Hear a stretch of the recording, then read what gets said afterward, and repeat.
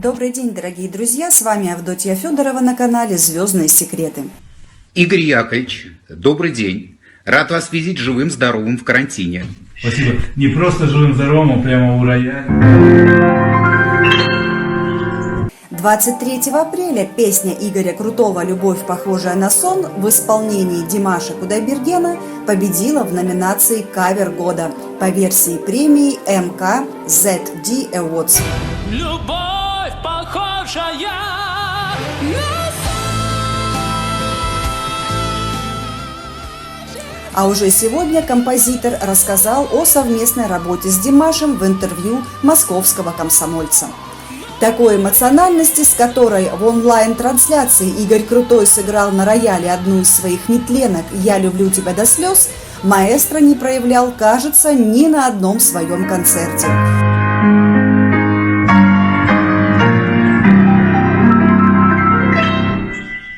Гениально! Ну вот, можно считать, что у нас, собственно говоря, церемония состоялась в полном формате. Приятно было бы думать, что столь беспримерный взрыв эмоций связан с результатами читательского голосования, согласно которому песня композитора «Любовь, похожая на сон» в исполнении оглушительной сенсации сезона певца Димаша Кудайбергена возглавила рейтинг номинации «Кавер года». За рамками поздравительной видеозаписи с композитором и народным артистом России Игорем Крутым мы немного подробнее погрузились в актуальную тему, обсудив Димаша, Пугачеву и даже вспомнили преснопамятных татушек. Игорь Крутой о Димаше. Игорь Яковлевич, наверное, номинация «Кавер года» несколько неожиданна для вас. И тем не менее, Димаш Кудайберген, небезызвестный вам молодой талантливый артист, победил с песней «Любовь, похожая на сон» из-под вашего пера и репертуара Аллы Пугачевой. Мне особенно приятна оценка именно от звуковой дорожки, ответил Игорь Крутой, поскольку это очень важная для музыкантов историческая структура, которая уже столько лет находится в гуще музыкального процесса. Очень важно, что именно голоса читателей дали нам с Димашем получить такой ответственный и приятный приз.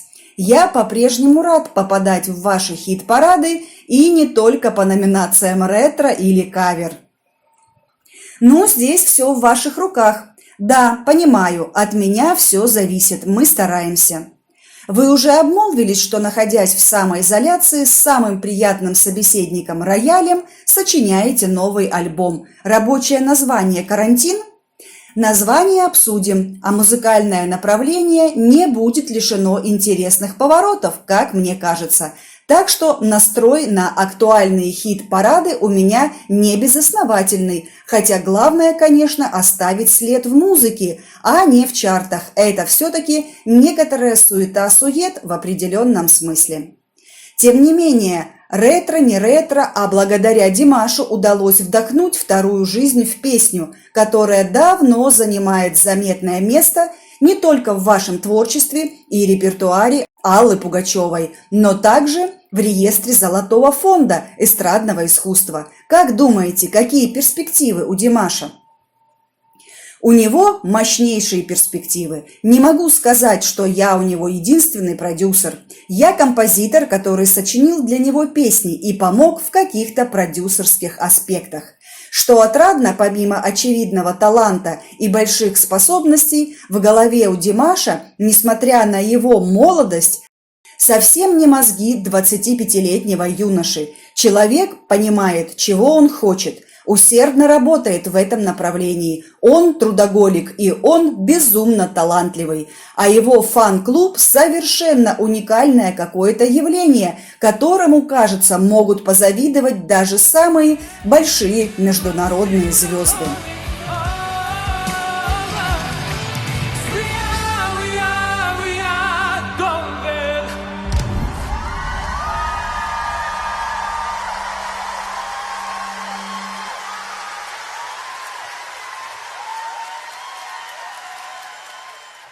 На ZD Awards Димаш был номинирован еще и в такой экспериментальной позиции, как новатор, что на первый взгляд вроде бы удивительно, поскольку в своем творчестве Он опирается на академический канон.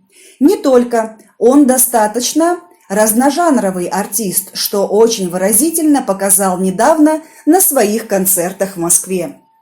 Но моя точка зрения, что именно в кроссовере, если он будет продолжать это направление, Димаш может стать одним из лучших, а может даже и лучшим в мире. Что касается других жанров и направлений в музыке, то, учитывая систему, по которой работает шоу-бизнес в Америке или Англии, сложно будет стать в числе первых, хотя и это не исключено. Друзья, еще раз благодарим маэстро Игоря Крутого за интервью. Всем счастья и здоровья, берегите себя и своих близких. С вами была Авдотья Федорова на канале «Звездные секреты».